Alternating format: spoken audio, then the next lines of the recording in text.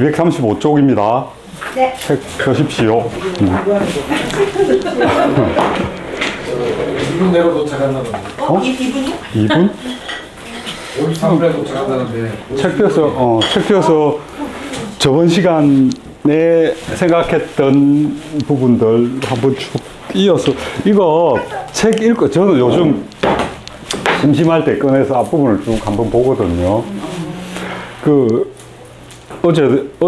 그제구나. 그제도 뭘 하다가 투각투각 제가 또 화를 냈어요. 들어와서 이 책을 보는데 내가 왜 화를 냈지? 그 생각이 들어요. 그래갖고 제 동생들도 맨날 그래요. 언니 맨날 공부하는데 왜 이렇게 화를 내? 언니 화낼 것 같은데? 맞아요. 화내 이름이 진짜 사람. 근데 이 책을 보니까 이게 이 안에 있는 내용들이 우리가 모르는 게 아니잖아요. 어떻게 보면 다 아는 이야기일 수도 있고 그런 것들인데 일상에서 막 왔다 갔다 하다 보면 감정에 치받치기도 하고 뭐 얼굴 보기 싫은 사람은 그 보기 싫은 그 자체로도 말근대는 게 싫어지고 이런 그런 게 생기는데 다 알고 있는 건데 이 책 속에 다시 적혀 있는 걸 이렇게 내 바깥에 있는 내용이잖아요. 들여다보는 순간에 내가 왜 그랬지 하는 생각이 들더라고요. 알고 있는 거야 더 강하게 돌아오는 거예요. 그러니까 자기 바깥에 있는 객관, 우리 안에 있는 게 아니고 한번 끄집어낸 거니까 끄집어내서 보면 아무래도 뭐 자기 안에서는 뭔가 하나가 딱 생기면 이게 막 굴러가면서 커지잖아요. 뭐 온갖 다른 생각도 거기 개입하고 옛날에 있었던 일도 거기 막 이렇게 달라붙고 이렇게 달라붙어서 막 감정들이 생겨나는데 책이라는 거 이런 것들은 그냥 바깥에 있는 거니까 이건 달라붙지 않잖아요. 그래서 혹시나 싶어서 그러니까 이걸 읽는 순간에 그 좋은 말이다 내지는 그러면 되겠다 이런 생각을 하다가도 이게 우리 머릿속에 남아있지 않아요. 계속 뭐 어떤 부분은 남아있지만 그래서 틈틈이 한번 꺼내서 이전에 읽었던 부분 차 타고 다니실 때 꺼내서 읽고 얼마나 좋아요. 그냥 아니면 집에서 힘들 때 막 운동하고 나서라도 꺼내서 한번 이렇게 보시고 이러면 이런 책들은 그런 부분에서 쓸모가 있는 어떤 부분들이 있는 것 같아요. 화내고 사는 거고 제가 옛날에 이런 생각을 한번 해봤거든요. 사람들이 행복하게 산다, 즐겁게 산다 이렇게 이야기를 하는데 세상에 행복하고 즐겁게 살긴 싫은 사람이 있을까? 그건 누구나 다 그렇게 되고 싶고 그렇게 살고 싶은 건데 근데 행복하고 즐겁게 사는데 다른 조건들이 많이 필요한 게 사실 아니거든요. 자기 안에 있는 부분들 좀 드러내버리고 자기가 이렇게 집착이라면 집착이나 이런 부분들 조금 한 걸음 뒤로 물러서면 행복, 즐거움 이런 게 100짜리 행복, 100짜리 즐거움 이런 게 있는지는 잘 모르겠습니다. 그렇죠? 행복, 즐거움은 제가 보기에는 그건 객관화할 수 없는 주관적인 어떤 수치거든요. 운전해야 돼. 그런 부분에서 조금만 더 즐거워지는 쪽으로, 조금만 더 나은 쪽으로 이렇게 만들고 마음속에서 항상 그런 생각할 때 그냥은 잘 안 되니까 이런 거 한번 읽으면서 책 같이 읽었을 때 가졌던 생각 이런 것도 한번 떠올려 보시고 그러면 상당히 도움이 될 것 같습니다. 오늘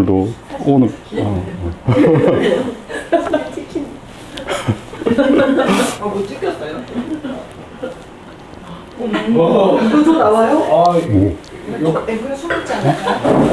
뭐가 나와요? 안 나오는데. 봐야죠. 한번 보세요. 여기쯤 앉으면 안 나올 것 같은데. 한번 봐주세요. 혹시 나오는지. 좀 높이면 안 돼요? 어디쯤 앉으면 안 나오는지. 괜찮으세요? 앉아. 앉으면. 괜찮아요. 뭐 완벽하게. 이야. 아, 이거 술 먹고 있는 거. 어찌 알고 그쪽으로 가셨어요? 아, 선생님, 이거 나중에 좀 높이 올리세요. 그게 답니다. 더 이상 못 올립니다. 아니, 저걸로 이렇게 있으면- 되죠, 뭐. 이쪽으로? 바로 선생님만 찍으면 되죠. 좋네요. 좋네요. 나중에 한번 각을 한번 다시 잡아볼게요.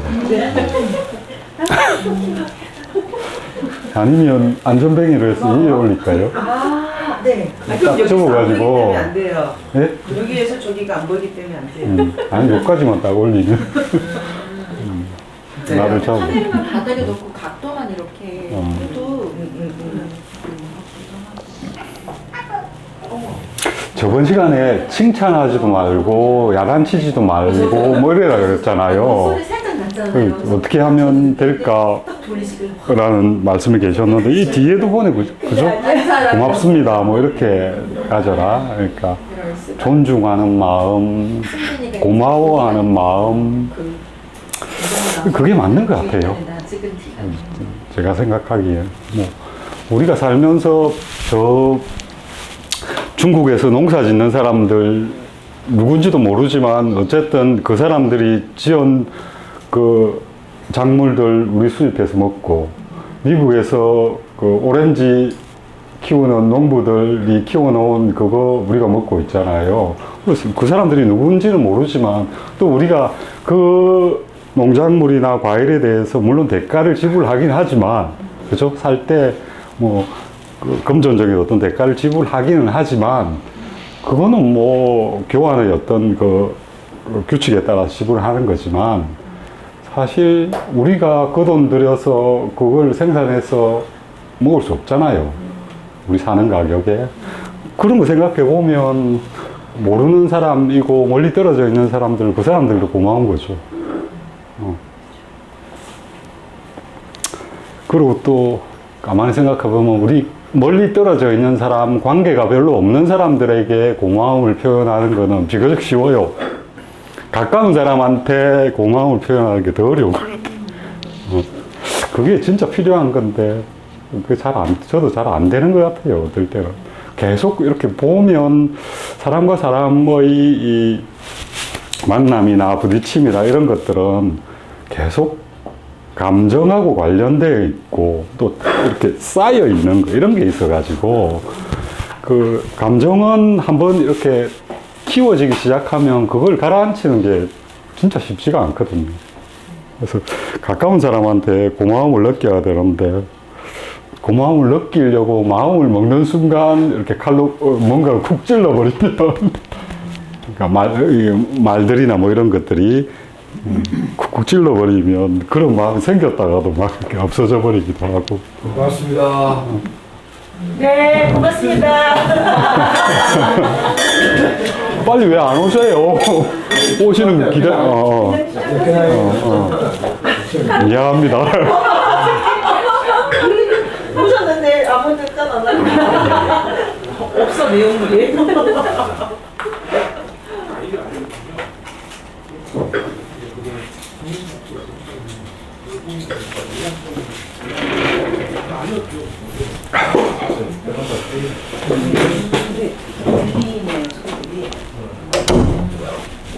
문제를 좀.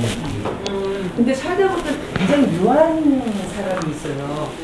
너무 믿고 막 정말 왼수 같은데 어느 순간에 되게 확 풀리는 사람이 있어요. 그냥 농담을 하나 던지든 아니면 뭘 하면서 갑자기 그게 다 사라져버리는.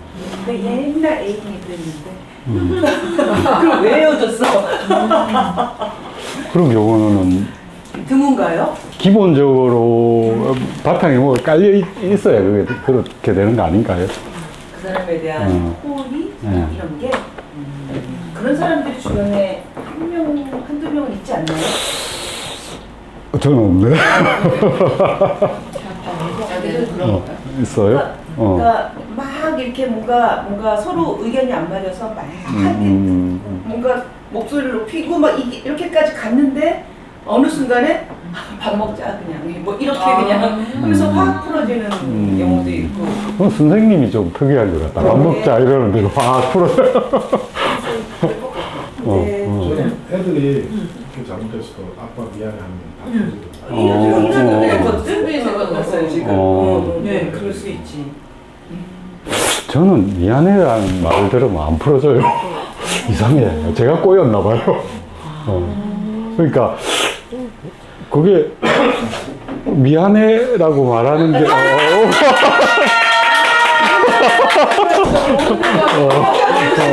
얼마나 더 빨리 나가는지 몰라요. 아 미안해. 멋졌습니다. 고맙습니다. 와우. 저기 눈 감고 드세요. 야, 이건 추억의 가자다. 정신없이 돌리다가 왜 누가 봐야 돼? 여기 이 자식이에요. 아니 아저씨한테 줬더니 내가 좋아하는 건데 막 이러면서 되게 좋아하시더라고요. 이거 만들다가 이게 믹싱 기계를 돌리는데 아차하고 확 돌아버려가지고 바로 돌아가서 이게 우리가 터졌어요. 아, 거기서 지금 이거 만든 거예요? 오늘 어이구야. 좀 전에 만들어서 왜 이렇게 다 안주로 바뀌는 거지? 나 8시부터 일했어요. 짜장면 하나 먹는 시간 딱 앉아있고 오늘 자리가 넘어가서 잠깐 앉아있고 그 계속 해서 어떻게? 그런데도 다 저기 못하고 막 급하게 와서 매일 내가 하시는 거예요? 아니 안에 준비 안 할 게 너무 많아서 내가 다 준비하는 거야. 완전 면발 부부야. 그 짜장면 여기 라면 어떻게? 아니 내가 짜장면 먹으면은 이제 짜장면 먹고 싶다고 그래가지고 이거 윤정 씨가. 너무 안 하고 윤정 씨가 다시 사진 찍어야 될 거야. 한번만 더 찍어주시면 안 될까요? 부장님이랑 잘 설거지하는데 있죠 이게. 제가 그럼 다시 그냥 제가 찍을게요. 찍어. 생각보다 넓은 거? 없지. 넓네. 여기 제가 조금만 따라드려봐. 아니 됐어요. 저도 앉아요. 여기 많이 갔어요. 운전해야 되는데 많이 갔어. 많이 먹으면 티가 나네. 많이 남겼어. 우리가 띠끔띠끔씩 했거든. 나오세요. 어떻게? 어떻게? 안 나오게 안 나와. 손만 나와도 돼요. 잘 나옵니다. 자, 들어가세요. 하나, 둘, 셋. 됐다. 바닥에 쥐었어. 사진 바라보는 사람들이 저 사람들 뭐 하나 그러겠다. 공부하는 거 맞아? 여기 있는 책장이 그 양쪽으로 가가지고 집에 있는 책 다 갖다 놓고 그거 몇 개 들다가 나오게 하고 굉장히 발전네. 여기 국방위장에 있어서 갔다 온 수. 여기 그 정관정역 책 혹시 있었죠? 음. 그거 빼서 갖다 놔야 돼. 한 번만 있다가 필요한 거 있으면 좀 들고 가세요. 우리가 급한 거 가지고 세 개를 넣을 수가 있고. 거의 많이 다 톡톡이게 있어. 자, 모양이 이렇게 돼. 아니 모양도 이뻐. 이뻐. 언니 너무 귀엽게 생겼어. 아니 안 꽂아졌는데 그래. 좀 드시고. 책은 235페이지. 어제 집에 안 들어. 소민이가 아까 걸어올 수 있어요. 과자를 먹고 책은 더 들어요. 네. 오늘 그 카페가 더 덥더라고요. 이전 시간에 이야기했던 야단도 치지 말고 칭찬도 하지 마라. 그럼 어떻게 해야 되느냐? 사람은 대할 때 어떻게 해야 되느냐에 대한 나름대로의 답을 이야기를 하고 있습니다. 235쪽 용기 부여를 하는 과정, 거기를 좀 보겠습니다. 누가 좀 봐주실까요? 학생 읽어주세요. 과제의 분리에 대해 설명할 때 개입이라는 말을 쓴다네. 타인의 과제에 불쑥 끼어드는 행위를 뜻하지. 그러면 왜 개인은 개입을 하는 걸까? 그 배경에는 사실상 수직관계가 있지. 인간관계를 수직으로 받아들이면 상대를 자신보다 아래라고 보고 개입을 하네. 상대를 바람직한 방향으로 이끈다. 내가 옳고 상대는 틀렸다고 믿고 있지. 물론 여기서 개입은 조종이나 다름없네. 어린아이에게 공부해 라고 명령하는 부모가 그 전형이라고 할 수 있겠지. 본인은 선의로 그렇게 말했는지 몰라도 결국은 양해도 구하지 않고 남의 말에 불쑥 끼어들어서 자신이 의도하는 방향으로 조정하려고 하는 거지. 수평 관계를 맺으면 개입도 사라진다는 건가요? 사라지지. 공부에 관해서라면 그럴 수 있겠죠. 하지만 눈앞에서 괴로워하는 사람이 있다면 그 사람을 그대로 놔둘 수는 있지 않습니까? 그마저도 여기서 손을 내미는 것은 개입이니까 한 가만히 있어야 하니까. 아픈 사람을 보고도 못 본 채 하라는 말이 아니야. 그럴 때는 개입이 아니라 지원이 필요하네. 개입과 지원이랑 주로의 차이가 뭔데요? 과제의 분리에 대해 우리가 나눴던 대화를 떠올려 보게. 아이가 공부하는 것은 아이가 스스로 해결해야 하는 과제이지 부모와 교사가 대신 해줄 수 있는 게 아니네. 개입이란 타인의 과제에 불쑥 끼어들어 공부해 라고 하거나 그 대학에 가야 해 하고 지시하는 걸 뜻하네. 반면에 지원이란 과제의 분리와 수평관계를 전제로 하지. 공부는 아이의 과제라는 것을 이해한 상태에서 부모가 할 수 있는 것을 생각하는 거지. 구체적으로 말하자면 공부하라고 일방적으로 명령하는 것이 아니라 아이에게 공부를 잘할 수 있다고 자신감을 불어넣어주고 스스로 과제를 해결할 수 있도록 곁에서 힘이 되어주는 거라네. 돕는 것은 강제가 아니라는 말이군요. 그래, 강제하지 않고 어디까지나 과제를 분리한 상태에서 자력으로 해결할 수 있게 지원하는 거야. 그야말로 말을 물가에 데리고 갈 수는 있지만 물을 마시게 할 수는 없다라는 말에 딱 들어맞는 말이지. 과제를 하는 것도 본인이고 과제를 하겠다고 결심을 하는 것도 본인이지. 칭찬하지도 않고 야단치지도 않는다. 그래, 칭찬하지도 야단치지도 않네. 이러한 수평관계에 근거한 지원을 아들러 심리학에서는 용기부여라고 하지. 용기부여라고요? 아, 전에 나중에 설명하겠다고 하셨던 그거로군요. 어떤 사람이 과제를 앞에 두고 망설이는 것은 그 사람에게 능력이 없어서가 아니야. 능력이 있든 없든 과제에 맞설 용기를 잃은 것이 문제라고 보는 아들러 심리학의 견해지. 그러면 이 시점에서 가장 필요한 게 뭘까? 잃어버린 용기를 되찾는 거겠지. 아, 또 그 소리. 결국 그 말은 칭찬이라는 그잖아요. 그럼 영혼이 없어요.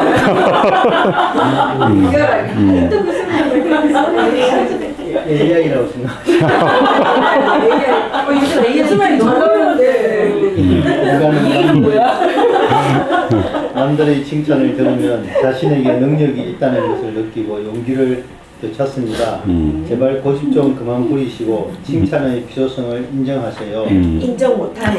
왜요? 답은 분명하니까. 인간은 칭찬을 받을수록 나는 능력이 없다는 신념을 갖게 된다네. 뭐 때문에요? 한 번 더 상기시켜 줄까? 인간은 타인으로부터 칭찬을 받을수록 나는 능력이 없다는 신념을 갖게 된다네. 잘 기억해 두게. 그런 바보가 어디에 있답니까? 그 반대겠죠. 칭찬 받음으로써 스스로 능력이 있다는 것을 실감한다. 제 말이 틀렸습니까? 틀렸네. 만약 자네가 칭찬을 받고 기쁨을 느낀다면 그것은 수식관계에 종속되어 있으며 나는 능력이 없다고 인정하는 것과 다름없네. 칭찬은 능력 있는 사람이 능력 없는 사람에게 내리는 평가이기 때문이지. 그렇지만 그건 납득하기 어렵다고요. 칭찬받는 것이 목적이 되면 결국은 자신의 가치관에 맞춰 삶을 선택하게 돼. 자네는 지금까지 부모님의 기대에 맞춰 사는 인생에 넘돌이가 난 게 아니었나? 그야 뭐.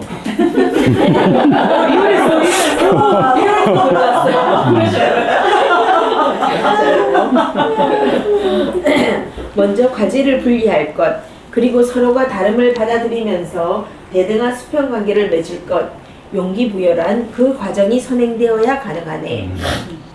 수평관계, 사람관계가 우리가 기존에 생각했던 관계들은 대부분 수직관계죠. 사람 2명만 모여도 대부분 수직관계입니다. 친구가 모여도 그렇고요. 직장 동료가 모여도 그렇고 학교 학생들이 모여도 그렇잖아요. 사회 구조가 기본적으로 그렇게 되어 있습니다. 그러니까 뭐 물론 뭐 한 사람의 그 학교 생활을 예로 들면 그 안에 다면적인 접촉이죠. 뭐 평면적인 관계도 있고 수직적인 관계도 있고 여러 청차의 만남을 가지게 되는 건 맞지만 그 주된 그 구조는 수직 관계입니다. 제가 보기에는. 그러니까 우리처럼 특히 이제 경쟁이라고 하는 게 굉장히 강화되어 있는 사회에서는 사람들을 그렇게 몰아가고 또 등수 세우기로 사람을 판단하고 이런 기준이 되어 있으니까요. 그죠? 그 등수 세우기의 기준은 학생들한테는 성적일 테고, 그죠? 바깥에 나오면 지위나 재산 뭐 이런 것도 등수 세우기의 하나이니까요. 우리가 살고 있는 사회는 대부분 인간관계가 수직적인 관계 속에서 만들어지고 그 틀에 따라 갑니다. 근데 수직적인 관계에서 살아왔기 때문에 어쩌면 여기 지금 청년이 하는 이야기가 오히려 우리한테 설득력이 있을 수 있습니다. 그 칭찬해주면, 그죠? 칭찬해주면 그 칭찬을 받은 사람은 더욱더 분발을 하게 되고, 칭찬받으면 기쁘잖아요. 그죠? 근데 이 아들러의 논리에 따르면 그 칭찬받았을 때 기뻐하고 그 칭찬받음을 계속 그 상태를 유지하려고 하는 그 심리 아래에는 수직적인 인간관계가 이렇게 깔려 있다는 겁니다. 칭찬하는 사람은 우월한 사람이고요. 칭찬받는 사람은 그 사람보다는 못한 사람이라는 그 구조가 거기에 깔려 있다는 그런 생각인데, 저도 곰곰이 생각해보면 그런 것 같아요. 칭찬이라고 하는 구조는. 아니 진짜 대단하네. 예. 이런 것도 칭찬이죠. 칭찬입니까? 한번 생각해 보십시오. 칭찬인가요? 뉘앙스가 있어요. 아닙니다. 진짜 대단하다. 진짜 대단하네. 훌륭하네요. 뭐 이런 것들은 칭찬일 수도 있고 아닐 수도 있습니다. 격려일 수도 있고요. 진짜 대단하네. 그 감탄이죠. 네. 감탄은 칭찬이 아닙니다. 어떻게 보면. 아 그런가요? 그렇죠. 칭찬이 아니다. 예. 감탄하는 거는 와 아름답네라고 하는 게 그게 뭐 칭찬하는 건 아니죠. 가령 뭐 관객이 예. 선수한테 와 잘한다. 또는 그런데 진영 많이 그런데 예, 예. 야, 쟤보다 네가 잘하네 이러면 그거는 칭찬인 거죠. 잘하는 거에 대해서 감탄을 하는 거는 제가 보기에는 칭찬은 아닌 것 같습니다. 우리가 보통 이제 여기 나중에 이제 그 나오는 거 중에 그 뭐라 그래요? 존중하며 고마움을 나타내고 감사하고 찬탄해주고 하는 이런 것들은 여기 지금 수직 관계에서 이루어지는 칭찬의 구도와는 좀 다른 거죠. 그죠? 오히려 와, 대단해. 이런 표현들은 칭찬보다는 감탄의 영역에 들어가는 게 아닌가 싶습니다. 와, 이거 왜 예. 어떤 사람한테 하면 돼요? 예, 예. 진짜 잘한다 이거. 예. 너 좀 잘한다. 이렇게 하고. 아식 잘했어. 와, 근데 이게 정말 잘해서 와, 진짜 잘한다. 이렇게 감탄을 하죠. 감탄이면 칭찬하고는 다를 것 같습니다. 예. 그리고 제일 여기서 강조하는 표현 중에 하나는 고맙습니다 또는 뭐 도움이 됐습니다 뭐 이런 표현들 하는 거 있죠, 그죠? 그런 것들이 제일 중요한 그 상대방으로 하여금 나중에 여기 이제 표현대로 하면 그 사람이 그 사람 자신의 가치를 인식하게 되는 그런 쪽으로 아마 감탄 괜찮은 것 같습니다. 똑같은 감탄은 내용도 똑같고 뭐 어감도 똑같은데 단어도 똑같고 예를 들어 저희 테니스를 또 많이 치니까 정말 저보다 굉장히 잘하는 분, 뭐 프로든 아니면 코치님이든 이 하시는 감탄과 그러면 진짜 되게 기분 되게 좋을 것 같고요. 근데 별로 시작하지도 않아요. 친구 많이 들었네요. 이렇게 얘기하는 거랑 영역이 조금 다를 수 운동하는 사람이라고. 그렇죠. 그다음에 여기에다가 테니스 시합을 관람할 때 와 잘한다 이게 조종이에요? 한번 생각해 보십시오. 저도 뭐 어떤 애매한 부분이 있을 것 같습니다. 그러니까 칭찬하는 거 하고 그러니까 야단치는 거 반대를 칭찬이라고 생각하시면 됩니다. 그러니까 못하는 테니스를 칠 때 코치면 수직관계. 그렇죠. 치면 수직 관계죠.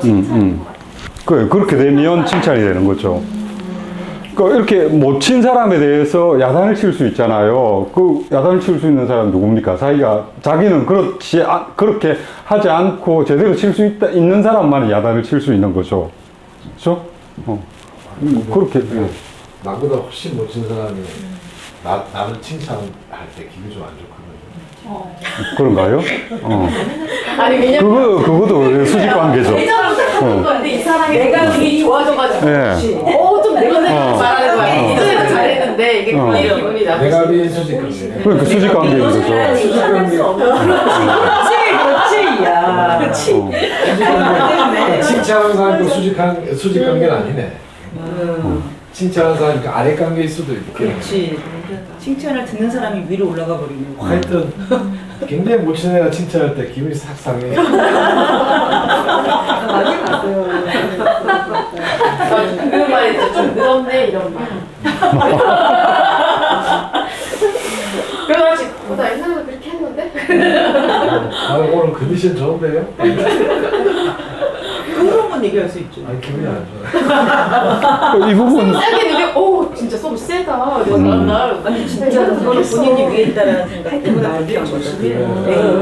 그러네. 수직 관계를 이 부분을 정리하고 있는 부분이 여기잖아요. 칭찬받고 기쁨을 느낀다면 어디요? 그러니까 239페이지. 그러니까 내가 어떤 사람이 칭찬을 받았을 때 기쁨을 느낀다면 그것은 수직 관계에 종속되어 있으며 나는 그러니까 그 수직 관계에 종속되어 있는 그런 상태이고 그 이면을 잘 이렇게 들여다보면 아 나는 저 사람보다 못하네라는 그런 그게 깔려 있다. 아유 칭찬도 아무런 막 장난이고. 쉽지 않은 것 같아요, 칭찬. 누가 예. 칭찬해 좀 기분이 좋지. 근데 감탄만 그 기분 좋다. 예.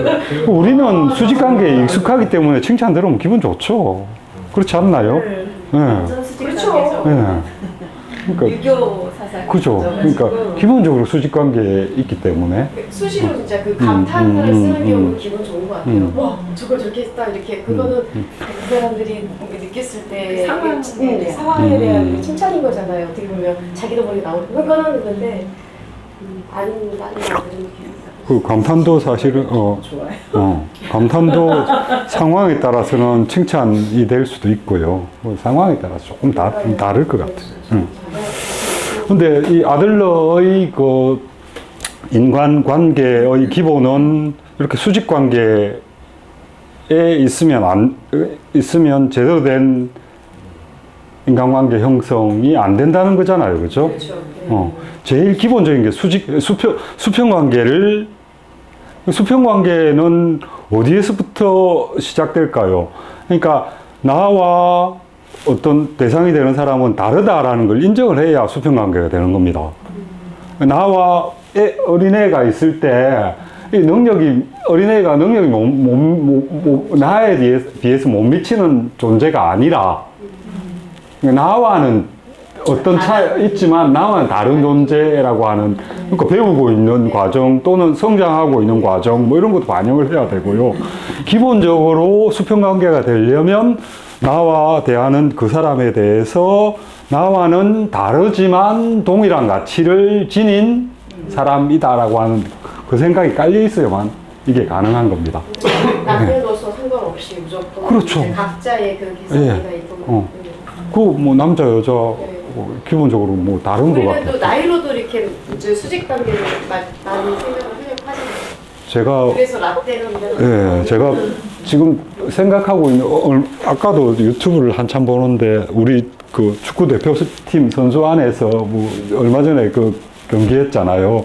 그 전날 뭐 서로 주먹으로 뭐 이렇게 했다는 이야기가 서로 그 다툼이 있었다는 이야기가 있길래 자세히 안으로 들여다보니까 거기도 세대 그러니까 나이가 좀 많은 사람, 나이가 좀 적은 사람 그리고 뭐 또 여러 가지 복합적이겠죠. 저쪽 가서 돈 많이 버는 사람, 국내에서 돈 적게 버는 사람, 뭐 이런, 그러니까 이 그 차이라고 하는 것이 이렇게 상호관계가 돼버리는 거예요. 그러면 그 아래쪽에 있는 사람들은 뭐 표면적으로 드러나거나 이럴 때는 뭐 한두 번이면 그냥 넘어가 버리는데 이게 쌓이면은 그게 알력으로 생기는 거겠죠. 그래서 지금 아마 우리 세대에서 가장 큰 문제 중에 하나가 뭐, 이 젠더 갈등도 있지만 이 세대 갈등이 가장 큰 문제인 것 같고요. 그게 여기의 표현대로 따르면 우리 사회가 기본적으로 수직 관계이기 때문에 그렇습니다. 그러니까 사람을 대하는 기본적인, 그러니까 우리 동양의 어떤 윤리의 어떤 기반 보면 뭐 장유, 유서, 그죠? 뭐 이런 식으로 이렇게, 물론 그게 수직적인 건지 아닌지 좀 살펴봐야 될, 기본적인 입장이 수직적인지 아닌지는 살펴봐야 될 측면은 좀 있습니다. 근데 우리한테 전해진 이전의 생각들, 뭐 장유유서, 뭐 이런 남존여비, 뭐 이런 어떤 그런 생각들에는 수직적인 관계 속으로 해석되어 우리한테 전달이 되거든요. 기본적인 틀 자체가 수직 관계이기 때문에 이 수직 관계 내에서는 위에 있는 사람들이 힘이 굉장히 강하면 그 사회는 별로 문제를 일으키지 않습니다. 오히려. 예. 그리고 위에 있는 사람들이 강력한 힘을 발휘할 수 있으면 그 사회는 그냥 그 틀 안에서 돌아갑니다. 근데 이 위에 있는 사람이 힘이 빠지거나 아래쪽에 있었던 사람들이 힘을 갖게 되면 그 사회는 굉장히 힘들어지는 단계로 넘어갈 가능성이 큽니다. 왜냐하면 그 수직관계에서 수직관계를 이루는 이론적인 뭐 아니면 뭐 심정적인 어떤 근거라고 하는 게 굉장히 허약한 이 바탕이거든요. 나이 많은 사람이 나이 적은 사람보다 뭐 더 대단한 사람이냐? 요즘 같으면 어린 사람들이 정보력도 훨씬 뛰어나고, 그렇죠? 나이를 많이 먹어버리면 이전에는 권위라고 하는 것들이 똘똘 만들어지면서 그 사람들이 힘을 발휘했지만 이제 그런 것들이 굉장히 약해지고 있잖아요. 그래서 그 사건을 보면서 저기서도 세대 갈등의 기본적인 우리 사회가 겪고 있는 문제의 한 단면이 저기도 드러나는구나 하는 생각이 들더라고요. 벗어날 수 있는 방법이 있을까요? 세대 갈등을 해결할 수 있는 방법은 나이 든 사람, 이전에는 밑자리를 차지했던 사람들이 더 노력을 해야 됩니다. 그거밖에 없습니다. 제가 보기엔 그거밖에 없습니다. 그 사람들이 바뀌어야 됩니다. 젊은 사람들을 또는 아래에 있었던 사람들을 기존의 그 틀로 끌어들일 수 없습니다. 절대로 없습니다. 제가 보기에는 사회 토대 자체가 바뀌었기 때문에, 그러니까 위에 있던 사람들이 밑으로 내려가거나 또는 아래 사람들을 이해하려고 해야만 이 세대 갈등이 제가 보기에는 해결될 수 있을 것 같습니다. 집에서도 지내서 우리 때 느꼈던 그런 생각의 차이가 너무 달라가지고 그죠? 저희 생각대로 이렇게 하라고 절대 안 따라와요. 그렇구나, 얘네들이 그런 생각을 하고 살아가는구나. 제가 그냥 이해하고 넘어가는 게 편하고. 그리고 요즘 애들은 또 자기 생각들을 말로 또박또박 하잖아요. 들어보면 터무니없는 것보다는 기본적으로 자기 안에 그 논리를 어느 정도 갖추고 있어요. 그래서 말도 또 얼버무리고 이렇게 도망가거나 이러지 않고 자기를 숙이지 않고 그냥 자기 이야기를 하는 것 같더라고요. 애비가 압도적으로 무서운 말 안 해. 그렇죠. 맞아요. 맞아요. 진짜 그래요. 예. 그건 맞습니다. 예. 근데 나중에 안 보고 싶어요. 안 보고 싶어요. 나중에 힘 빠지면. 얘네들은 엄마 아빠가 돈 없으면 안 오지? 그냥 없는 거 좀 그러지? 많이 하냐 이러는데. 와, 그 얘기 부모자한테 해주면. 그리고 돈 같은 것도 돈도 사실 권력이잖아요. 그러니까 부모가 재산을 갖고 있다가 미리 물려준다고 물려줘 버리면 그런 거 같아요. 그 권력을 놔버리는 거예요. 유지할 수 있는 권력이었는데 그걸 놔버리니까. 근데 그게 사실 인간관계에서 그 권력 관계가 아닌 상태의 여기서 말하는 대등한 관계의 관계 맺음을 했다면 그런 일은 생겨나지 않겠죠, 그죠? 어렵지만 사실 뭐 한번 생각해 볼 부분들입니다. 사람들을 대하는 입장이나 특히 뭐 직장 같은데 아랫사람 대하는 그런 자리 또는 가정에서 아이들이나 뭐 이런 뭐 자녀들을 대하는 어떤 태도 이런 거에서는 어떤 진짜 필요한 생각의 전환인 것 같습니다. 뭐 적은 건 또 수직관계, 수평관계, 그죠? 여기 의문이 있는 예. 독백이었습니다. 아니 여기 하십시오. 사실 억울해요. 뭔가 내려놓는 것만으로도 끝나지 않고 매력적이 돼야 됩니다. 같이 친구를 하려면. 그럼요. 그러니까 더 애를 쓰고 더 노력을 하고 뭐 정보도 끊임없이 찾아봐야 되는 거고요. 그죠? 매력이 있는 사람이나 아닙니다. 이제는 그거 해야 됩니다. 우리는 매력이 없는 사람이야. 그렇지 않잖아요. 근데 그런 수직 관계가 아닌 상태로 이제 미스가 된다고 했을 때 과연 누구한테 오겠냐는 거죠. 근데 매력적인 사람들한테 자기 친구들한테 갈 수 있다는 거죠. 근데 계속 기다려주기만 하면 되는 건지 아니면 부모 전체도 매력적이어야 기다린다는 표현도 솔직히 뭐 적절한 것 같지는 않습니다. 예.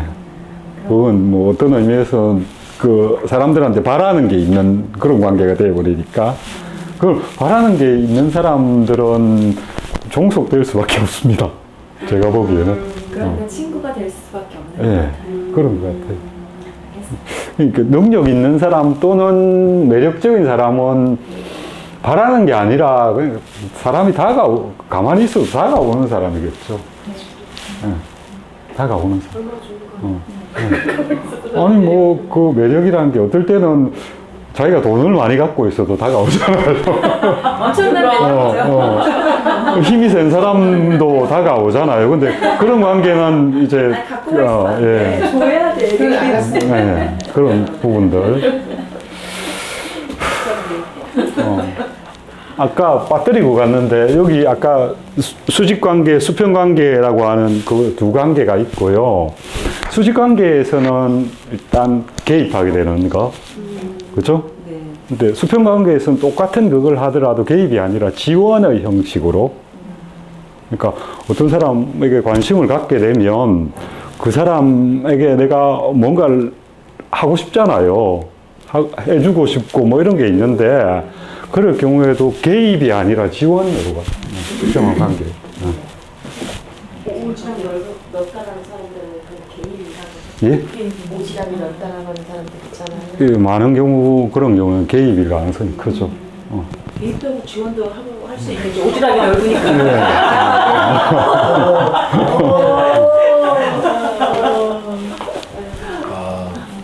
기본적으로 뭐 수직 관계에서 일어나는 경우는 대부분 개입이죠.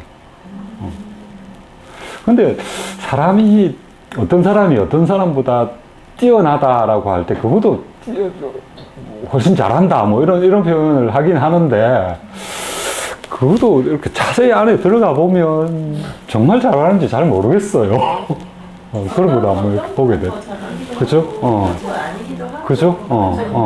어느 책인가 어디서 나왔는데 본인이 자기가 생각했던 것, 그러니까 자기 실제 실력보다 이게 예를 들어서 실력보다 자기가 더 잘한다라고 생각을 하고 있대요. 그러면 똑같은 두 사람 있으면 각자 서로가 다 잘한다고 하는 거야. 내가 이렇게 있잖아. 이거보다 더 잘해. 이게 나를 보고 자기가 더 잘한다고 생각하고 있는 거야. 그러니까 어디든 그러니까 어떻게 보면 저 사람이 말하는 것이 이 사람은 수직 관계라고 말하는 게 아닌데 자연스럽게 내가 너보다 잘하니까 말했는데 얘가 오늘 내가 잘하는데 얘가 나한테 이렇게 말해. 그래서 기분이 나쁜 거야. 그러니까 내가 생각했을 때보다 내 스스로를 좀 더 높게 평가한대요. 그게 맞는 거죠. 그리고 우리가 개인 심리학이라고 이야기할 때 한 사람을 파악할 때 한 면만으로 파악하지 않잖아요. 마찬가지예요. 그러니까 내가 뭐 그림을 그리기를 시작했는데 어떤 순간에는 다른 사람이 내보다 그림을 잘 그리는 것 같을 수 있어요. 근데 그 그림 잘 그리는 것만이 자기 그건 아니잖아요. 그리고 지금 다른 사람에 비해서 좀 이렇게 뭐 이렇게 그려놓은 게 눈으로 좀 적게 제대로 성에 안 차더라도 그 부분이 자기의 전체가 아니니까 조금 이렇게 넓게 보면, 그리고 시간상으로도 좀 넓게 보고 공간상으로도 좀 넓게 보면, 그러니까 이 스트레스 받는 것, 경쟁에서 느끼는 그런 스트레스들은 조금은 비교적 굉장히 많이 해소가 될 수 있는 여지가 있을 거예요. 뭐 사람도 전체로 보고, 사회도 전체로 보고, 우주까지 전체를 다 아울러서 보고, 그렇게 해서 살 수 있는 사람은 사실 그렇게 많지 않잖아요. 그죠? 언제나 우주를 느끼면서, 우주를 생각하면서 살 수 있는 사람은 별로 없을 것 같지만, 그래도 지금 살고 있는 것보다는 좀 넓혀서 생각할 수 있는 그런 여지는 있습니다. 네. 자, 그 다음 구절 한번 가볼까요? 스스로, 그래요? 시작한 지 얼마 없는데. 술 드시면 잠시만, 그럼 한 5분만 좀, 예. 아니 여기 안. 그러면 구체적으로 어떻게 하면 됩니까? 칭찬하는 것도 안 되고 야단치는 것도 안 된다면서요. 그밖에 어떤 선택지가 있다는 겁니까? 아이가 아니라 대등한 파트너가 자네의 일을 도와주었다고 생각해보게. 그러면 답은 저절로 나올 테니, 예를 들어 친구가 방 청소를 도와주면 자네는 뭐라고 할 텐가? 글쎄요, 고맙다라고 하겠죠? 그래, 일을 도와준 파트너에게 고맙다 하고 못하겠지. 아니면 기쁘다, 도움이 됐다 라고 솔직한 심정을 전하느냐. 이것이 수평 관계의 근거에서 용기를 부여하는 방법일세. 그뿐입니까? 그래, 여기서 중요한 것은 타인을 평가하지 않는 것이네. 평가란 수직 관계에서 비롯된 말일세. 만약 수평 관계를 맺고 있다면 감사나 존경, 기쁨의 인사 같은 더 순수한 말이 나오겠지. 평가가 수직관계에서 비롯된 말이라는 지적에는 저도 동의합니다. 하지만 과연 고맙다는 인사가 잃어버린 용기를 되살릴 정도로 큰 힘을 갖고 있을까요? 설사 수직관계에서 나온 말이라고 할지라도 칭찬을 받았을 때 더 힘이 난다고 생각합니다. 칭찬받는다는 것은 타인으로부터 좋다는 평가를 받는 걸세. 그리고 그 행위가 좋은지 나쁜지를 결정하는 것은 타인의 기준이고, 칭찬받고 싶다면 타인의 기준에 맞춰 행동할 수밖에 없어. 자신의 자유에 브레이크를 걸어야 하네. 반면 고맙다는 말은 평가가 아니라 보다 순수한 감사의 인사라네. 인간은 감사의 말을 들었을 때 스스로 타인에게 공헌했음을 깨닫게 되지. 남에게 좋다 하는 평가를 받아도 공헌했다고 느끼지 않나요? 자네 말대로야. 이는 앞으로 우리가 할 논의와도 관계가 있는 내용인데, 아들러 심리학에서 공헌이란 굉장히 중요한 키워드일세. 어떤 점에서요? 이를테면 어떻게 해야 인간은 용기를 낼 수 있을까? 이에 대한 아들러의 견해는 다음과 같이, 인간은 자신이 가치 있다고 느낄 때에만 용기를 얻는다. 자신이 가치 있다고 느낄 때? 열등감에 관해 설명할 때 이것은 주관적인 가치의 문제라고 내가 말하지 않았나? 나는 가치가 있다고 느끼느냐? 나는 가치가 없다고 느끼느냐? 만약 나는 가치가 있다고 느낄 수 있다면 그 사람은 있는 그대로의 자신을 받아들이고 인생의 과제에 직면할 용기를 얻게 될 것에, 여기서 문제가 되는 것은 대체 어떻게 하면 스스로 가치 있다고 느낄 수 있느냐 하는 점이래네. 그럼요. 그럴 거 말고요. 그 점을 명확히 해주시지 않으면 곤란합니다. 매우 간단하네. 인간은 나는 공동체에 유익한 존재다 라고 느끼면 자신의 가치를 실감한다네. 이것이 아들러 심리학의 대답이지. 나는 공동체에 유익한 존재다? 공동체, 즉 남에게 영향을 미침으로써 내가 누군가에게 도움이 된다고 느끼는 것. 타인으로부터 좋다는 평가를 받을 필요 없이 자신의 주관에 따라 나는 다른 사람에게 공헌하고 있다고 느끼는 것. 그러면 비로소 우리는 자신의 가치를 실감하게 된다네. 지금까지 논의했던 공동체 감각이나 용기 부여에 관한 말도 전부 이와 연결되네. 너무 복잡한데요? 지금 논의의 핵심에 접근하고 있네. 잘 따라오시게. 타인에게 관심을 갖는 것, 수평관계를 맺고 용기 부여의 과정을 거치는 것, 이는 모두 내가 누군가에게 도움이 된다는 것을 실감하게 해주고 돌고 돌아 인생을 살 수 있는 용기를 북돋아 준다네. 누군가에게 도움이 된다. 그러므로 나는 인생을 살 가치가 있다. 그런 뜻입니까? 잠시 머리 좀 식히지. 어떤가? 네, 그 뒷부분을 제가 읽어볼까요? 네. 공동체 감각에 관한 논의는 점점 혼돈으로 빠져들었다. 칭찬하지 마라. 야단쳐서도 안 된다. 남을 평가하는 말은 전부 수직관계로부터 비롯되니 삼가야 한다. 그리고 우리는 내가 누군가에게 도움이 된다고 느낄 때에만 자신의 가치를 실감한다. 이러한 논리에는 어딘가 큰 구멍이 있다. 청년은 그렇게 느꼈다. 뜨거운 커피를 마시는데 그의 뇌리에 떠오른 사람이 있었으니 자신의 할아버지였다. 저기 굉장히 중요한 키워드가 많이 나옵니다. 공원 이러면 굉장히 뭐 큰 것 같죠. 이 표현을 좀 바꾸면 좋을 것 같습니다.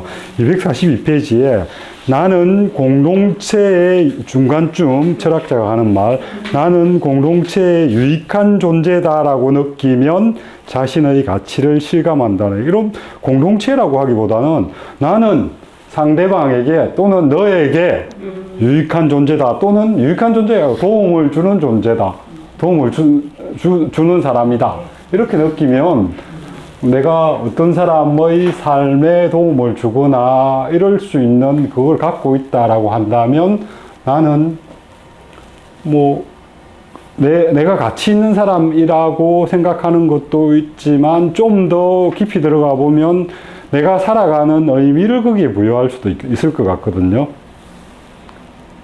그러니까 내가 왜 살아? 나는 왜 살아야지? 뭐 이런 생각을 할 때 나는 내가 살아가는 삶이 다른 사람에게 또는 내 주변에 있는 사람들에게 도움을 주는 그런 존재다라고 하는 그런 생각을 가진다면 내 안에서 뭐 특별히 뭘 다른 대단한 걸 이루지 않아도 내가 그 관계 속에서 또는 살아가면서 힘을 받을 수 있는 그런 그걸 뭐 갖추어 줄 수 있을 것 같아요.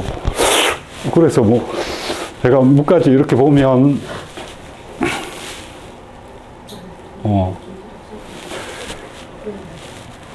내가 누군가에게 도움이 된다라고 느낄 때, 예를 들면 어떤 사람한테 내가 뭔가를 했을 때 고맙다라는 이런 그 표현을 들었을 때, 또는 뭐 나한테 큰 도움이 됐다, 뭐 이렇게 표현을 들었을 때 그게 바로 이제 도움이 된다라고 느낀 거잖아요, 그죠?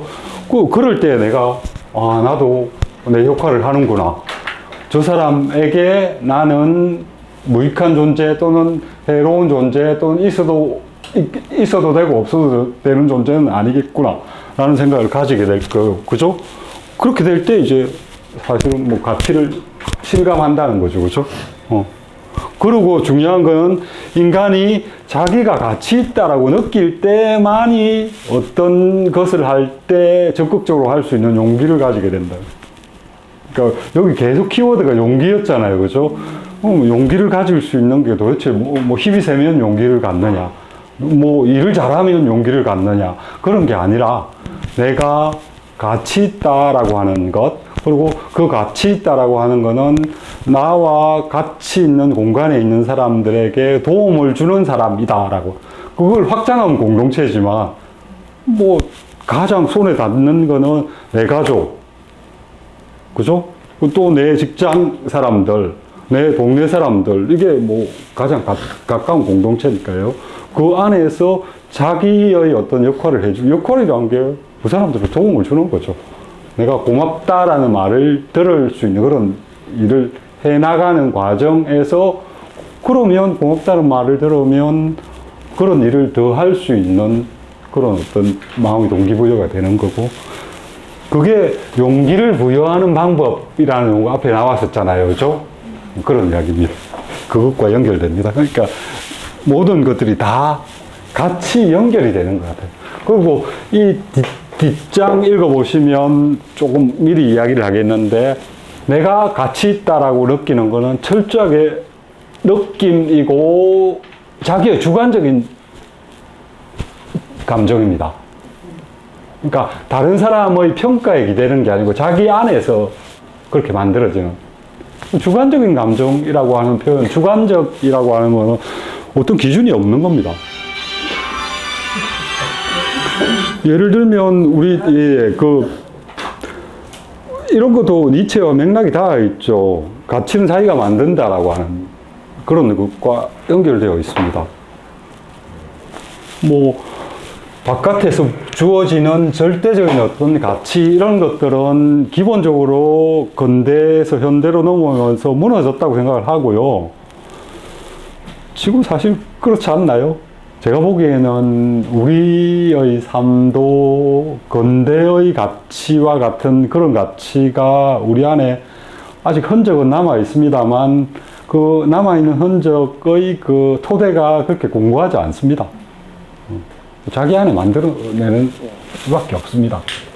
그래서 그 가치들이라고 하는 게 얼마 전에 뭐 노르웨이 총리인가 스웨덴 총리 부부가 뭐 안락사 예, 이렇게 죽음마저도 이제는 자기가 갖고 있는 자신의 생각, 주관적인 어떤 판단에 의해서 자기가 선택할 수 있는 그러니까 주관이라고 하는 게 점점 더 이 힘을 갖게 되는 거예요. 자기가 어떻게 뭐 단순히 생각하면 세상은 다 자기 마음 먹기에 달렸다라는 옛날 말이 오히려 요즘 같은 세상에는 정말로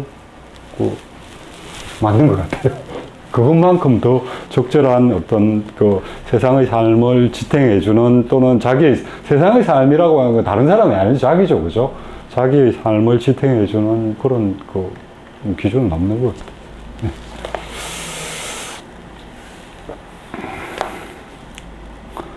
여기 나오는 뭐 공헌 또는 스스로의 가치 이런 부분은 충분히 이렇게 되짚어서 한번 생각해 볼 만한 부분입니다.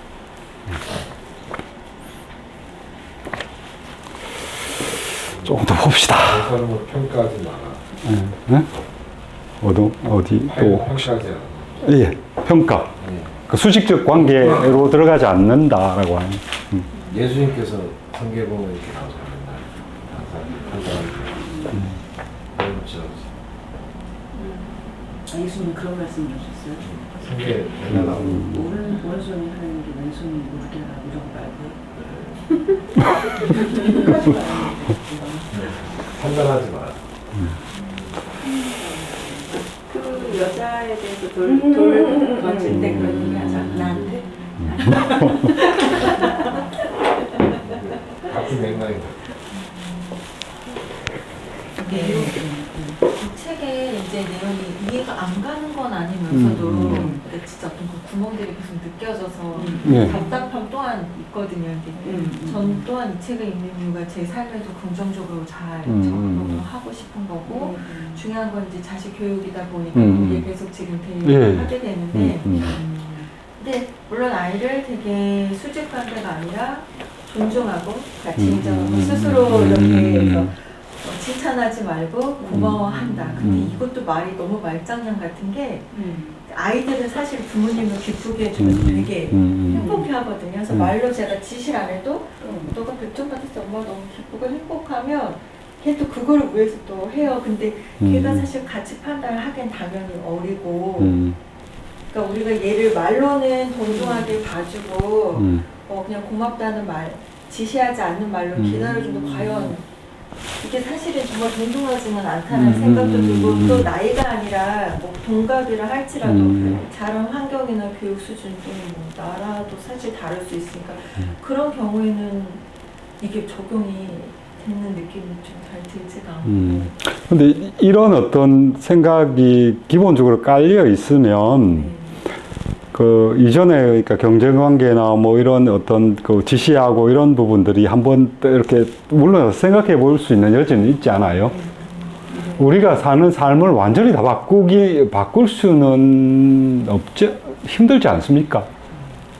그러니까 모든 사람들이 다 수직적인 관계 내에서 움직이고 있을 때 수평적인 관계를 그 사람들한테 요구할 수는 없잖아요. 그죠?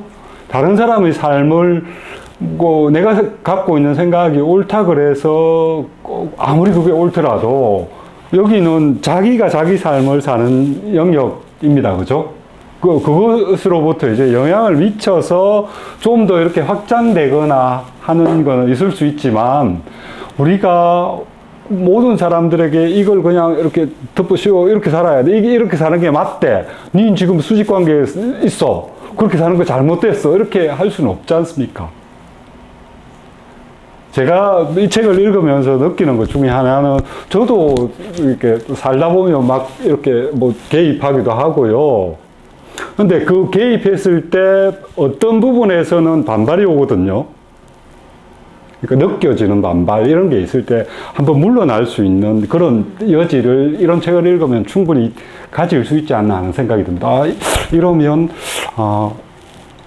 내가 애나 뭐 아니면 어떤 사람에 대해서 이게 지나치게 개입하는 게 아닐까.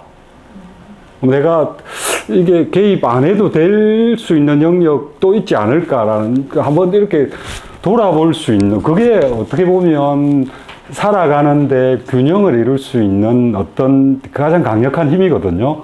자기가 살아가는 방식에 그냥 이렇게 맡겨서 살아가는 게 아니라 그 방식을 어떤 부분에서 걸렸을 때 한번 뒷걸음쳐서 그 방식에 대해서 되짚어 볼 수 있는 그렇다고 뭐 당장 그렇게 바뀌지는 않겠죠. 그건 쉽지 않을 것 같아요.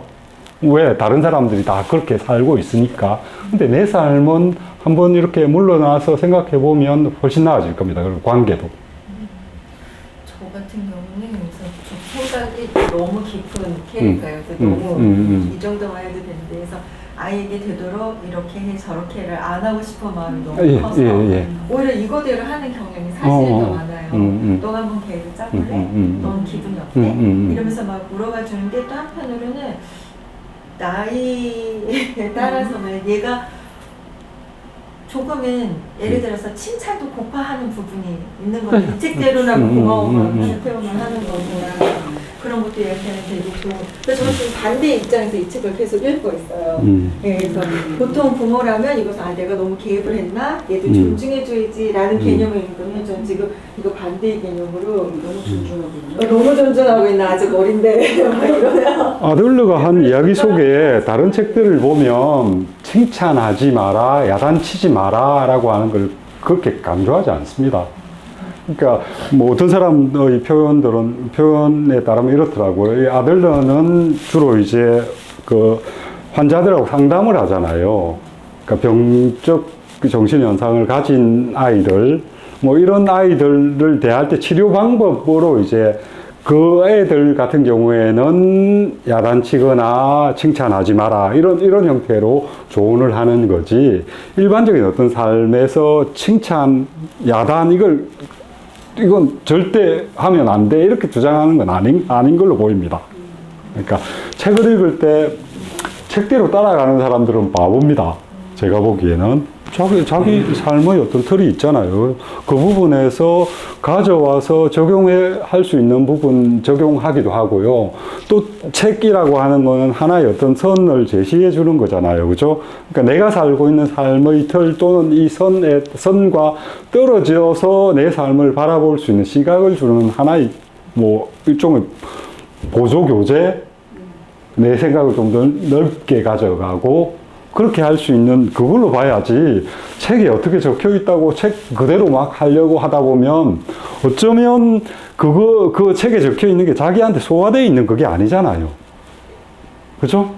이런 내용들을 정말 깊이 생각하고 사람들과 만나면서 자기 안에 나름대로 이렇게 정립이 돼 있으면 그걸 적절한 순간에 이렇게 잘 활용을 할 수 있을 텐데 무턱대고 이 책을 그대로 사람관계에 이렇게 적용을 해버리면 그 뒤에 생기는 어떤 문제들을 충분히 고려하지 않은 상태에서 그렇게 가면 오히려 부작용이 생기죠.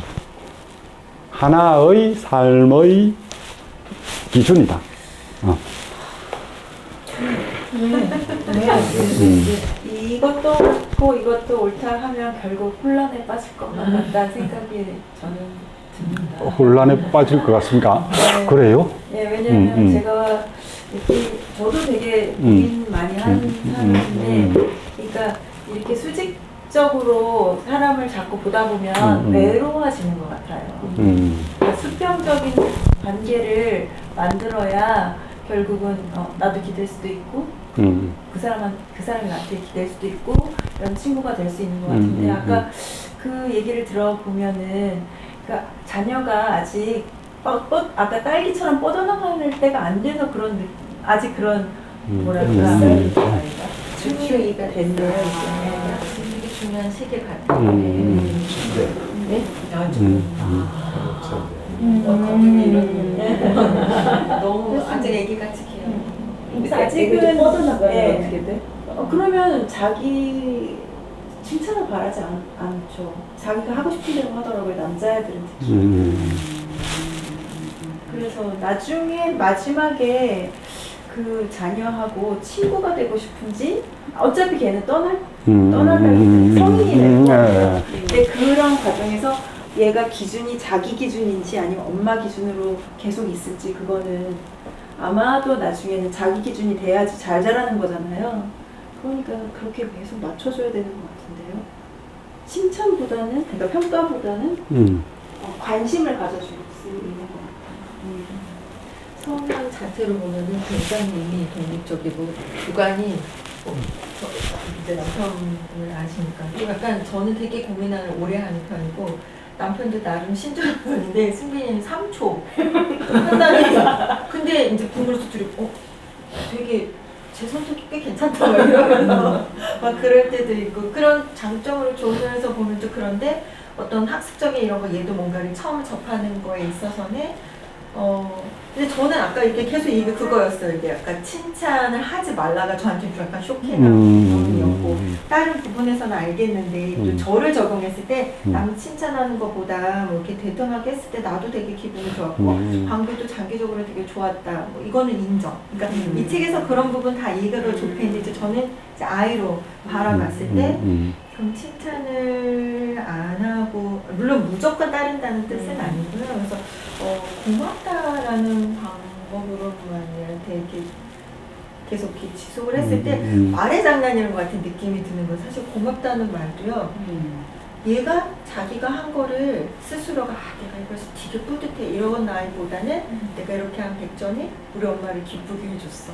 그거에 대해 가치를 아직 두게 되고 엄마는 뭐 너가 이거 이렇게 잘해서 행복해서 고마워. 근데 웃기게 그냥 막 가스라이팅 같기도 한데 고맙다는 말하면서 얘는 저를 기분 좋게 해주기 위해서 또 계속 뭔가를 할 수도 있는 거잖아요. 그래서 전 독립적으로 해주고 싶어. 그럼 고맙다는 말도 사실은 얘를 조종하는 말이 될 수도 있어 라는 생각도 혼자 아까 해봤어요. 말만 수직 관계라면 수직 관계라면 그렇죠. 예를 들면 네가 이번에 시험에서 100점 받아왔네. 엄마 정말 기뻐. 이건 수직 관계 아니잖아요. 저는 그렇게 느껴지는데요. 네가 열심히 해서 그렇게 성적을 받아온 거는 지가 애를 쓴 거잖아요. 근데 많은 아이들이 그래서 내가 이렇게 시간을 들여서 그 공부하고 이 점수를 받아서 기쁘다보다는 엄마를 기쁘게 하시려고 공부하는 애들이 상당하고 네, 많아요. 사실은 내가 의사가 진짜 되고 싶은 것도 아닌데 우리 엄마 내가 의사 되면 기분 좋으니까 그런 아이들도 상당히 많고 저는 이게 약간 그러지 않았으면 좋겠고 그래서 고맙다는 말이나 칭찬을 또 어떻게 따지면 좀 다른 그 얘기 드릴 거예요. 어렸을 때 이렇게 시험을 보면은 잘 보기가 쉽지 않잖아요. 근데 어쩌다 잘 봤어요. 그러면 그거를 엄마한테 안 보여줘. 엄마랑 아버지가. 근데 뭔가 엄마 아버지가 굉장히 안 좋은 일이 있어갖고 막 뭔가 좀 안 좋아. 그러면 그거 딱 내놔요. 근데 그분들은 그게 별로 중요하지 않아. 그렇게 했든지 말든지. 근데 그때 그 느낌이 그러네. 관계를 좋게 해주기 위해서 기쁘게 기분 해주기 나게. 위해서 결혼했는데 기쁘게. 옛날에 500원짜리 돈 있을 때 용돈 받은 건데 그거 막 가지고 있다가 엄마 살림에 보탰어 막 이런 그러던 애였는데 지금 했어. 500원 주고 5천만 원 들어올게. 나 돈 없어. 그 옛날에 내가 줬잖아 엄마. 그래서 저는 이 수직과 수평에 이 공부를 하면서 뭔가 이렇게 아주 작은데도 되게 자유로워지는 느낌이 드는 거예요. 그러니까 저도 모르게 수직적인 거가 너무 제 삶에 많은 거예요. 그냥 딱 보는 수가 머리를 자르셨네? 길을 좋아하는 데 있잖아요. 이게 스스로 평가하는 게. 근데 내가 그렇게 막 그냥 즉각적으로 평가가 돼버리고 또 누가 나한테 칭찬하고 그러면은 그거 듣고 싶어서 막 이러고 거기서 벗어나는 거에 대한 자유로움? 예. 야 이거 좋은 건데? 중심이 자기에게 있게 되는 거죠. 그러니까 나가 아니고 자꾸만 이렇게 보게 예, 같아. 맞추게 되고 기왕이면은 막 이런 것들이 나도 모르게 그냥 그것에서 끝나는 게 아니라 평가하게 돼. 뭐 이건 아니야. 막 스스로 이렇게 확 오는 것들이 있는데 그걸 하지 않으면 제가 너무 편해질 것 같은 거예요. 그래서 야 이런 자유로움을 느낄 수가 있구나. 이걸 이루시는 그 느낌이 들어요. 그 아이도 나중에 그렇게 되면 좋겠죠. 그렇죠. 지금 나가 지금 예. 그러니까 엄마가 이제 대상자가 여자친구를 갖고 자유 나를 왜 결정받아 너 제 여자친구한테 나왔지? 그 제가 보기에 수평 관계가 되면 여자친구가 있어도 이 관계는 계속 갑니다. 그 수평 관계 그러니까 오히려 수직 관계일 때는 이게 단절될 가능성이 크죠. 수평 관계일 때 수평은 확장되는 관계거든요. 아니 타인과의 관계에서는 진짜 이 수직 관계는 많은데 자식은 대학 딱 가면은 개입도 허락지 않고 완전히 아직 하나 안 들어가기 때문에 그런 고민을 할 필요가 전혀 가봐야 되는 것도 제가 시간이 많았네요. 근데 진짜 뭐 타인과의 관계에서 정말 수직 관계는 엄청 많잖아요. 그렇죠. 네. 자식이 뭐 수익 관계 안 생기게 되고 싶어. 그러니까 완전히 뭐 딱 진짜 뭐 개입 같은 소리. 개입하지 않으면 다행이고. 정당한 그러니까 애들 힘이 그만큼 커진 거고 어른들 힘이 그만큼 줄어든 거예요. 맞아요. 어머 왜 이렇게 하고 있어? 이러면서 어떤 딸이에요? 딸들이 그래요? 걔네들 거꾸로 개입한다니까 우리한테. 네. 근데 그게 좋잖아요. 근데 섭섭하지 않으세요? 하면 애들이 저한테 책임도 없고. 그렇지 않아요? 수평 관계를 유지하고 싶으면 그 전부터 해야 되는 거죠. 네, 맞아요. 그 다음부터 수평 관계를 다시 하기가 어려워요. 왜냐면 오지를 않으니까. 나한테. 그 전에 관계가 있을 때 해야 하는 시기. 아니면 저 역전해서 수직 관계를 만들려고. 리얼 좋을 때는 애들이 이제 다 컸는데도 불구하고 이제 엄마 생각은 어떠냐고 이제 지 주변에 있는 고민거리 같은 걸 얘기해줄 때 아 그래도 엄마한테는 그냥 사랑고 얘기하는구나 그거는 들어줄 때 그래서 부모 그러니까 엄마가 무조건 소리만 지르면 그때 애들 다 도망가요. 가까이 안 와. 그럼 도망가죠. 하지만 20살들은 되게 착해요. 착한 거 같아요. 내가 정리하고 착한 거야. 그러니까 근데 이제 제가 좀 편안해지면 애들 이제 그냥 나와서 이제 얘기를 하고 잠깐 하면 이제 그때만 같이 있을 시간이지 딴 때는 밥도 같이 안 먹을 시간이 없어요. 각자. 그러면 참 등교 시간에 얘기하고 또 뭐 양평 데려다 주면 그때 얘기하고 그럼 가만히 있으면 얘네들 그냥 얘기를 해요. 그래서 그런 시간이 있었는데 아빠는 그런 시간이 없었기 없어. 때문에 앞으로 외로울 거예요. 어렸을 때부터 없었어. 아빠의 존재는 정말 얘기 다 해. 오히려 들어주셨나 보다. 나는 원래 말을 별로 안 하고 잘 들어줍니다. 그렇지. 나가서 무슨 말 얘기하는구나.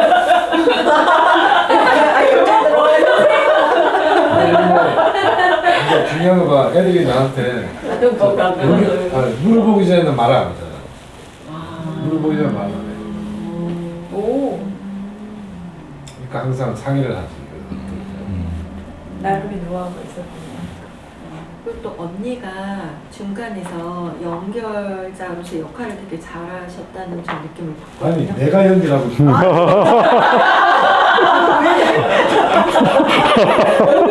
내가 무슨 말을 하면 좀, 그건 이제 또 다른 얘기인데, 이제 화가, 제가 좀 뭐 잘못해서 막, 그러면 여기는 얘기를 듣고 중재 역할을 해야 되잖아. 중재가 아니야. 그냥 바로 튀어가. 가가지고.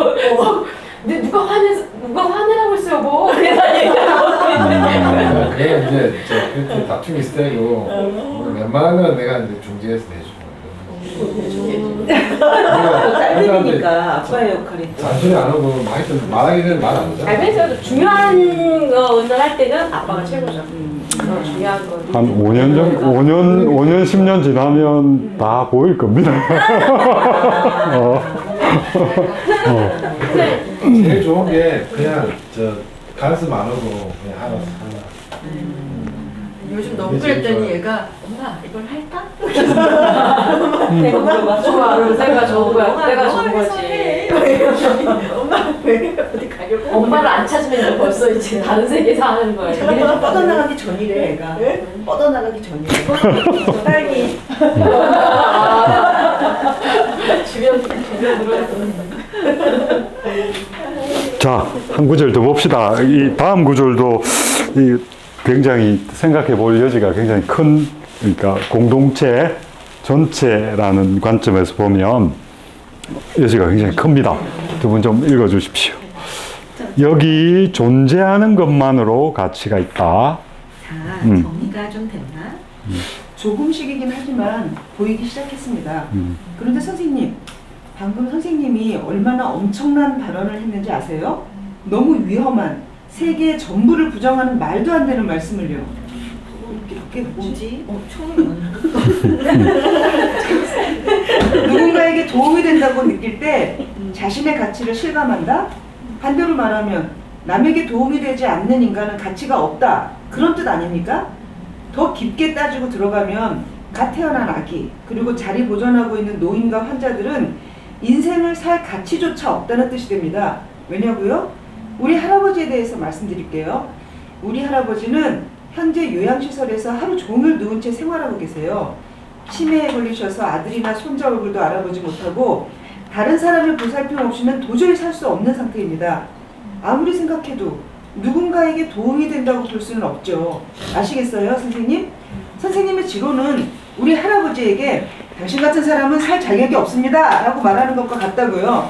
결코 그렇지 않네. 어떻게 아니라고 하십니까? 내가 용기 부여라는 개념에 대해 설명했을 때 우리 아이는 아침부터 저녁까지 못된 짓만 하고 고맙다라거나 덕분에 도움이 됐다라고 인사하는 법은 없습니다. 그러는 반론하는 라고 반론하던 반론하던 부모가 있었네. 아마 자네가 말한 것도 이와 비슷한 맥락이지? 그렇습니다. 자, 이제 변명을 좀 해보시죠. 자네는 지금 타인을 행위 차원에서 보고 있네. 즉, 그 사람이 무엇을 했는가 하는 차원에서만 말이지. 그런 관점으로 생각하면 자리에 누워만 있는 노인은 주변 사람에게 폐만 끼치고 아무런 도움이 안 되는 것처럼 보일지도 몰라. 하지만 타인을 행위의 차원이 아닌 존재의 차원에서 살펴야지. 타인이 무엇을 했는가로 판단하는 것이 아니라 거기에 존재하는 그 자체를 기뻐하고 감사해야 하는 걸세. 존재에 감사해야라고요? 도대체 무슨 말씀을 하시는 겁니까? 존재의 차원으로 생각한다면 우리는 여기 존재하는 것만으로도 이미 타인에게 도움이 되고 가치가 있는, 그건 의심할 여지 없는 사실이야. 아니 농담도 적당히 하시는 거. 여기에 존재하는 것만으로도 누군가에게 도움이 된다니 무슨 그런 신흥 종교단체에서 하는 얘기를 하십니까? 제가 지금 철학자한테 이제 안 되는 철학자라고 얘기를 하십니까? 예를 들어 자네 어머니가 교통사고를 당했다고 하세. 의식불명의 중태라서 목숨이 위태로운 상황이라고 말이야. 이때 자네는 어머니가 무엇을 했는가는 조금도 상관하지 않을 걸세. 살아있는 것만으로도 기쁘다. 오늘도 생명을 연장한 것만으로도 기쁘다고 느낄 걸세. 뭐 말할 것도 없죠. 존재의 차원에서 감사한다는 것은 그런 거라네. 위독한 상태의 어머니는 설령 아무것도 할 수 없어도 살아있다는 자체만으로 자네나 가족에게 큰 위안이 될 걸세. 더 이해하기 쉽게 자네 자신을 예로 들어보지. 만일 자네가 생명이 위태로워서 간신히 목숨만 붙어있다고 할 때 주변 사람들은 자네가 존재하는 것만으로도 크나큰 기쁨을 느낄 걸세. 직접적인 행위가 없어도 그저 무사히 지금 이곳에 존재해주는 것만으로도 고마워할 거라고. 적어도 그렇게 생각하면 안 될 이유는 없지. 자신을 행위 차원이 아니라 먼저 존재 차원에서 받아들이게. 그건 너무 극단적인 상황이고요. 현실은 다릅니다. 아니, 다르지 않네. 어디가 다르지 않다는 겁니다. 더 일상적인 사례를 들어주세요. 그렇지 않으면 납득할 수가 없습니다. 알겠네. 무섭네. 오, 애들까지. 나이스. 우리는 다른 사람을 볼 때 자기만의 이상적인 모습을 멋대로 지어내고 그것을 기준으로 평가를 내린다네. 예를 들면 부모님 말에 일절 말대꾸를 하지 않고 공부도 운동도 잘하고 좋은 대학에 가서 큰 회사에 취직한다. 그런 있을 수도 없는 이상적인 아이를 만들어 놓고 자식과 비교하며 불평을 하고 불만을 갖지. 이상적인 모습을 100점으로 놓고 천천히 점수를 깎는다네. 이거야말로 평가라는 발상이지. 그러지 말고 아이를 누구와 비교하지도 말고 있는 그대로 보고 그저 거기에 있어주는 것을 기뻐하고 감사하면 되네. 이상적인 100점에서 감점하지 말고 0점에서 출발하는 거지. 그러면 존재 그 자체로 기뻐할 수 있을 걸세. 그건 이상론에 불과해요. 그러면 선생님은 학교에도 가지 않고 취직도 하지 않고 침울하게 집안에 틀어박혀 있는 아이에게도 고맙다라고 감사 인사를 전하라는 겁니까? 물론이지. 예를 들어 집 안에 틀어박혀 있던 아이가 밥을 먹은 후에 설거지를 도와준다고 하세요. 이때 그런 건 안 해도 되니까 학교에나 가 라고 말하는 것은 이상적인 아이의 모습을 정해놓고 점수를 깎는 부모나 할 법한 행동이지. 그런 말은 아이의 용기를 꺾는 결과만 가져올 뿐이야. 하지만 순수하게 고맙다 라고 표현하고 기뻐할 수 있다면 아이는 자신이 가치 있다고 느끼고 새로운 한 발을 내디딜지도 몰라. 에이, 위선이에요, 위선. 그런 건 위선자의 빈말에 불과하다고요. 공동체 감각이라느니 수평관계라느니 존재에 감사하라느니 그런 게 가능한 사람이 얼마나 되겠습니까? 마침 공동체의 감각에 대해 아들러에게 비슷한 문제를 제기한 한 사람이 있었지. 근데 아들러의 대답은 이러했네. 누군가가 시작하지 않으면 안 됩니다. 다른 사람이 협력하지 않더라도 그것은 당신과는 관계없습니다. 내 조언은 이래요. 당신부터 시작하세요. 다른 사람이 협력하든 안 하든 상관하지 말고. 나의 조언도 당신에게 필요하네. 존재만으로도 가치가 있다.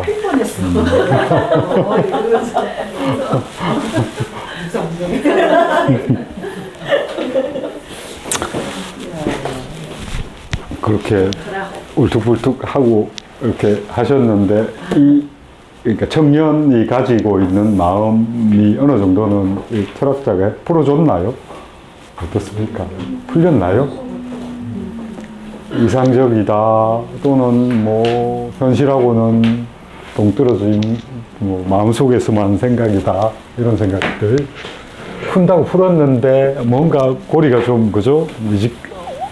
명확하진 않죠. 100점에서부터 시작하라는 건 좀 마음에 왔어요. 그죠? 100점에서부터 깎. 예.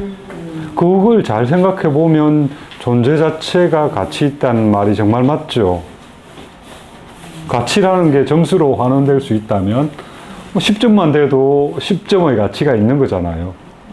그렇게 생각해 보면 그러니까 생각을 어떤 방향에서 하느냐에 따라서 그리고 존재 자체가 가치 있다라는 말은 평범한 것 같지만 사실 그렇습니다. 우리 가족을 이루는 구성원들이 어떨 때는 뭐 사고 뭉치고 나를 힘들게 하고 뭐 어렵게 하는 그런 요소도 있는데 그 삶 전반을 이렇게 놓고 보면 분명히 뭐 가족 구성원들이 있다는 것 자체가 그 사람의 삶을 이끌어가는 가장 큰 기둥입니다.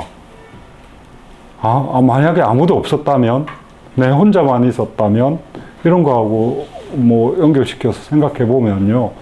애달아하고 힘들어하고 뭐 어떨 때는 고통스럽기도 하지만 그게 없으면 그런 감정마저도 생기지 않는, 그죠? 그것과 비교해보면. 이거는 완전히 불교의 전상체나 유아독존의 그 의미 아닐까요? 뭐 어떤 의미입니까? 바로 연결이 안 되는데. 어떤. 아니, 그 의미 자체로 나는 내가 태어나면서 바로 나 스스로 나 홀로 존엄한 존재다. 라는 선은. 그건 뭐 기본적으로 이전에 무소의 뿔처럼 가라 뭐 그거랑 똑같은 거. 여기 지금 대상과의 관계를 이야기를 하는 건데. 그러니까 그렇기 때문에 내가 바로 나 혼자 그냥 내가 존재하는 것도 같이 했기 때문에 대상과의 관계에서도 같이 했다는. 내가 같이 있는 만큼 다른 사람도 같이 있다 이렇게 연결됩니까? 그렇게 불교적인 세계관이 깔리는 것 같은데. 저는 이런 생각을 한번 해봤어요. 이걸 이렇게 가만 생각해보니까 중국 사람들은 항상 자기들 힘이 그 인구라고 하잖아요. 그죠? 한 사람 한 사람 이렇게 놓고 보면 뭐 사람이 한 명 있고 없고 그게 뭐 이렇게 생각이 드는데 그 사람들이 이렇게 모여 있는 그 자체만으로도 힘이 되는 중국의 힘이 되는 그런 생각도 해봤고요. 그리고 뭐 요즘처럼 인구가 점점 줄어들어서 어디 가면 뭐 빈집들이 텅텅 우리도 지금 그 지방도시에 가면 그런데 그 사람들이 거의 꽉 채우고 있을 때는 그 사람들이 있다는 것 자체만으로도 우리 경제나 우리 뭐 사회 구성원들이 원활하게 돌아가는 그런 부분에서 힘이 되어 줬던 것 같고요. 그건 너무 떨어진 이야기일 것 같기도 한데 한 단면으로는 그런 부분도 생각해 볼 수 있을 것 같습니다. 저는 또 다른 방면으로 그러니까 여기서 이제 가족이니까 존재만으로도 가치로 보고 네. 사회 전체로 봤을 때 범죄자나 뭐 이런 사람들은 또 어떻게 그걸 뭐 단적으로 뭐 이야기할 수 있습니까? 모르겠어요. 저도 뭐 그런 사람들이라고 하는 게 뭐 모든 사람들이 다 우리가 생각하는 그 기준에 들어오는 건 아닐 거고요. 사회 안에서 그 사람들에 대해서 대우하는 틀을 만들어 놨잖아요. 그래서 누군가한테 존재만으로도 가치 있는 사람이 그런 범죄자가 있을 수 있는데 그게 아니라면 죽여야죠. 그래서 사형이 정당하지 않을까. 글쎄요, 그건 농담을 해봤어요. 아니 범죄자의 그 인권 문제가 사실 계속 다양한 의견 차이를 보이면서 이슈가 되고 있잖아요. 그거 항상 보면서 지금 여기서 맥락이면 인간의 가치 관점으로 접근하면서 해석을 할 때랑 우리가 약간 감정이 들어갔을 때 바라보는 거랑 굉장히 되게 커서 만약에 수평적인 관계가 사회 전반적인 여기 지금 말하듯이 당신부터 시작하시오라고 하는 말이 대부분의 사람들은 수직관계 안에 살고 있잖아요. 그러니까 수평관계로 이루어지는 이런 것들이 확산이 될 수 있다면 그런 사람들도 그 생겨나는 것 자체도 좀 막아줄 수 있지 않을까요? 그러니까 현상적으로 지금 그런 사람들을 어떻게 대우할 거냐, 이 원칙을 적용할 거냐, 이건 또 다른 문제지만은 여기서 지금 이야기하고 있는 이런 수평관계들이 좀 더 넓혀지고 가족관계나 뭐 이런 뭐 보통 우리 문제가 있거나 이런 사람들은 보면 인간관계, 특히 가족관계 내에서 제대로 된 그 관계 설정이 안 된 경우가 굉장히 많거든요. 그런 속에서 반사회적인 인격이 형성이 되는 거고 그런 사람들이 결국 그렇게 되는 거잖아요. 그죠? 저는 원래는 때를 잡고요. 네. 잡초를 뽑아요. 네. 그러니까 뭐 그렇게 생각이 듭니다. 그러니까 사람을 대하는 기본적인 어떤 발상들을 한번 바꾸어 볼 수 있고 이게 어려우니까 이렇게 이야기를 하는 거겠죠. 당신이라도 그렇게 시작을 하라. 그게 이제 뭐 어떻게 보면 그 사람이 살아가는데 내면적인 힘을 키워줄 수 있는 가장 큰 그러니까 바깥에 의해서 나 아닌 다른 사람의 시각에 의해서 휩쓸리면서 살아가는 그런 것들을 막아줄 수 있는 그런 뭐 좋은 그 지침이 될 수 있을 것 같습니다. 요 장의 이 마지막 부분은 사실 뭐 크게 제가 보기에는 굳이 같이 안 읽어도 될 것 같습니다. 계속 앞에 하던 이야기, 저는 읽으면서 인간은 나를 구분할 수 없다 이 제목을 달았는데 뭐 다 같은 안에 들어있는 사람, 그 나라는 존재가 별개의 존재, 그러니까 사회 구성원과 떨어져 있는 나, 이런 존재는 사실 의미가 없다는 이야기일 수 있으니까요. 마무리한다 생각하고 두 분이 네. 좋을 것 같아요. 네네. 좀 읽어볼까요? 두 분 읽읍시다. 조금 더 시간이 가더라도. 나부터요? 예.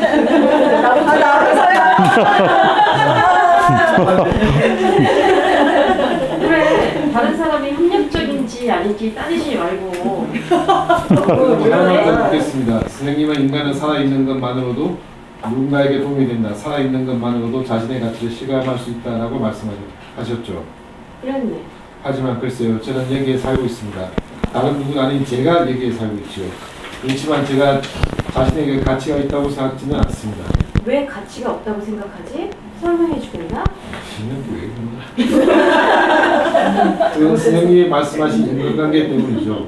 어린 시절부터 지금에 이르기까지 제 주위에 있는 사람들, 특히 부모님은 사사건건 저를 형보다 못하다며 무시했어요. 인정해주지 않았습니다. 선생님은 가치란 내가 스스로에게 주는 것이라고 말씀하셨습니다. 하지만 그 말씀은 탁상 공론에 불과해요. 예를 들어 제가 평소 도서관에 하는 일, 즉 반납된 책을 분류하고 서구에 다시 진열하는 일은 익숙해지면 누구나 할 수 있는 잡무입니다. 제가 없어져도 대체할 인원은 얼마든지 있어요. 제가 제공하는 것은 단순 노동이니만큼 그곳에서 일하는 사람이 나든 다른 누군가든 기계든 상관없습니다. 아무도 이런 나를 원하지 않죠. 그런 상태에서 자신감을 가질 수 있을까요? 스스로에게 가치가 있다고 느낄 수 있을까요? 아들러 심리학에서 내놓은 답은 간단하네. 일단 다른 사람과 한 명이라도 좋으니 수평관계를 맺을 것. 거기서부터 시작하는 걸세. 바보 취급하지 마세요. 제게도 그런 친구가 있습니다. 그 친구와는 확실히 수평관계를 맺고 있다고요. 대신 부모와 상사, 후배나 기타의 사람들과는 수직관계를 맺고 있지. 물론이지요. 그래도 잘 구분하고 있습니다. 누구나 그렇잖아요. 그것이 매우 중요한 포인트네. 수직관계를 맺느냐, 수평관계를 맺느냐. 그것은 생활 양식의 문제이고 인간은 자신의 생활 양식을 상황에 따라 이리 바꿨다 저리 바꿨다 할 만큼 인도인변에 능한 존재가 아닐세. 요컨대 이 사람과는 대등하게, 이 사람과는 상하관계로 라는 식이 안 된다는 거지. 수직관계인지 수평관계인지 어느 한쪽만 고를 수밖에 없다고요? 그래.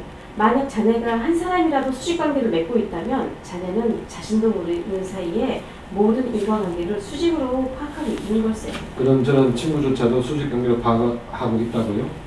틀림없네. 상사나 부하 직원처럼 생각하지는 않겠지만 A는 나보다 위지만 B는 나보다 아래다. A의 의견에는 따르지만 B의 말은 들을 필요가 없다. C와의 약속은 없던 것으로 해도 괜찮다라는 식이지. 반대로 누구 한 사람이라도 그 사람과 수평관계를 맺을 수 있다면, 진정한 의미에서 대등한 관계를 맺을 수 있다면 자네의 생활 양식에 대전환이 일어나겠지. 그리고 그것을 계기로 모든 인과관계는 수평될 것을. 아니요. 그런 어떤 소리까지. 얼마든지 반박해드리겠습니다. 회사를 예로 들어보죠. 회사에서 사장님과 신입사원이 대등한 관계를 맺는 것이 실제로 가능할까요? 우리 사회는 제도적으로 상하관계가 정착되어 있고 그것을 무시하는 일은 사회 질서를 무시하게 됩니다. 20대 초반의 신입사원이 60대 사장님에게 친구처럼 말해드는 일은 있을 수 없는 얘기잖아요. 분명히 연장자를 공경하는 것은 중요하지. 회사 조직이라면 직책의 차이가 있는 것도 당연해. 누구와도 친구처럼 지내라. 누구에게나 화물 없이 행동하라는 게 아니세. 의식상에서 대등할 것, 그리고 주장할 것은 당당하게 주장하는 것이 중요하단 말이지. 윗사람에게 버릇없이 어긋내다니 저로서는 엄두도 못 내겠습니다. 그런 짓을 했다가는 사회생활에 대한 상식을 의심받을 겁니다. 윗사람이란 뭐지? 뭐가 버릇없는 의견이란 말인가? 그 자리의 분위기를 보고 수직관계에 종속되는 것은 자신의 책임을 회피하려는 무책임한 행동이네. 어디가 무책임하다는 겁니까? 만약 자네가 상사의 지시에 따른 결과 그 일이 실패로 끝났다고 해보세. 그건 누구 책임인가? 그야 상사의 책임이죠. 저는 명령에 따랐을 뿐이고 결정을 내린 사람 상사니까요. 자네에게는 책임이 없다? 없습니다. 지시를 내린 상사의 책임입니다. 그것이 조직의 생명입니다. 그렇지 않네. 그것은 인생의 거짓말이야. 자네에게는 거절할 여지가 있었고 더 나은 방법을 제안할 여지도 있었지. 자네는 그저 거기에 얽힌 인간관계의 알력을 피하기 위해 그리고 책임을 회피하기 위해 거절할 여지가 없었다고 둘러대면 수직관계에 종속되어 있는 거라네. 그러면 상사에게 반항이라도 할까요? 아니, 논리로는 그렇죠. 논리상으로는 그게 맞습니다. 하지만 애초에 무리라고요. 그런 관계는 무리입니다. 그렇게 생각하나? 자네는 지금 나와 수평관계를 맺고 있네. 자네의 생각을 당당히 주장하고 있지. 이런저런 어려운 점은 생각 말고 이제부터 시작하면 되는 거라네. 이제부터요? 그래, 이 작은 서재에서부터. 전에도 말하지 않았나? 자네는 내게 소중한 벗이라고. 말없이. 내 생각이 틀렸나? 고맙죠. 고마운 말씀입니다. 하지만 전 두려워요. 선생님의 그 제안을 받아들이는 것이 두렵습니다. 뭐가 두렵지? 당연히 교우의 과제죠. 저는 선생님과 같은 인간대와 친구가 된 적이 없습니다. 이렇게까지 나이 차이가 나는 친구 관계가 가능한지 아니면 사제관계라고 생각하는지 저로서는 잘 모르겠다고요. 사랑에서도 친구를 사귀는 데 있어서도 나이는 관계없네. 교우의 과제에 일정한 용기가 필요한 것은 사실일세. 나와의 관계에서는 조금씩 거리를 좁히면 된다네. 밀착될 정도로 가까워질 필요는 없고 손을 뻗으면 서로의 얼굴에 닿는 정도의 거리는 되겠지. 시간이 필요합니다.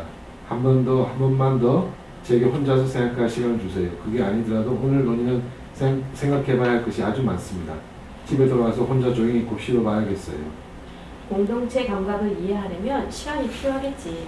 지금 이 자리에서 모두 일을 하는 건 도저히 불가능한 일이니까 집에 돌아가서 지금까지의 논의를 되새기며 천천히 생각해보게. 그러겠습니다. 그런 걸고 제가 다른 사람 보지 않고 저에게만 관심을 두고 있다는 의미는 뼈아픈 일격이었습니다. 선생님은 정말로 무서운 분이세요. 기분 좋은 것뿐이네요. 네, 시원하고 유쾌하네. 물론 따끔하기도 하고요. 가슴이 쑤셔요. 마치 바늘을 삼킨 것처럼요. 그래도 역시 후련합니다. 아무래도 선생님과 논의하면서 버릇이 들었나 봐요. 아까 기다렸는데 어쩌면 나는 선생님의 지론을 논파하기보다는 선생님으로부터 제 지론이 논파나가기를 바라는지도 모르겠습니다. 오, 재미있는 분석이군. 그래도 잊지는 마세요. 저는 선생님의 지론을 논파하는 것, 선생님을 무릎 꿇게 만드는 것을 아직 포기하지는 않았으니까요. 나 역시도 즐거운 시간이었네. 고마워이. 그럼 생각이 정리되면 언제든 찾아오게 나.